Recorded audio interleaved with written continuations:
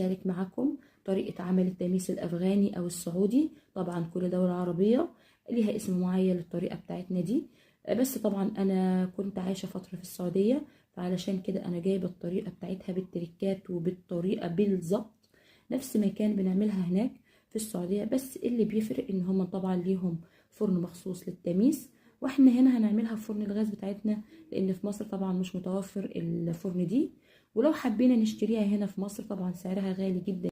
مع بعض ان شاء الله بطريقة سهلة جدا وجميلة وهتعجبكم، وكمان اوفر من العيوش اللي بنشتريها من بره باسعار غالية وفي نفس الوقت غير مشبعة. الطريقة دي حلوة وكمان سريعة وسهلة جدا، ومن كيلو دقيق واحد انا طلعت الكمية اللي حضراتكم شايفينها. احنا كنا بناكلها بالفول او بالعدس، ده في السعودية طبعا بطريقة تختلف تماما عن الطريقة بتاعتنا بتاعت مصر. فانا بنصحكم كلكم ان انتوا تجربوا الطريقة